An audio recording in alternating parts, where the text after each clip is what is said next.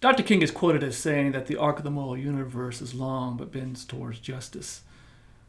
But justice takes work. Oh, yeah. Hold on. Hold on to your family. Lay low. Brown versus Board of Education was in 1954, but legal segregation wouldn't end until 1964 with the signing of the Civil Rights Act, 10 long years later. But along the way, there were moments of tragedy and triumph that seemed to capture the imagination of the country and move the work forward.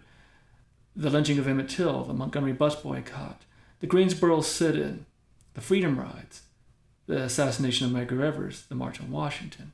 While there were these moments that captured headlines, it was the little things behind the scenes that truly made the difference, the daily grind towards justice.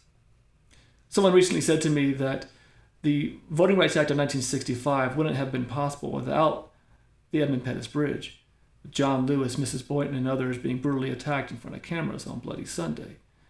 And yes, this did lead to President Lyndon B. Johnson coming before Congress and calling for a voting rights bill. But what about Freedom Summer? What about all the people who were doing voter registration? What about everything that was taking place in Alabama that created that imagination, that idea that you could actually march to Montgomery? Well, today we're at another flashpoint in history. And some people are starting to ask, well, what next?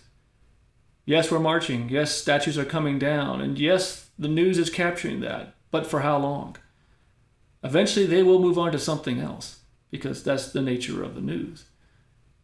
But are we going to continue to do the work? Are we going to continue to press our legislators, our elected officials, the police departments, corporations to make the necessary changes? And that are we going to continue to do the daily work that is needed so when the next flashpoint hits, we have something to move forward with? You reap what you sow. We can't plant tomato seeds and expect to get lima beans. That's not how it works.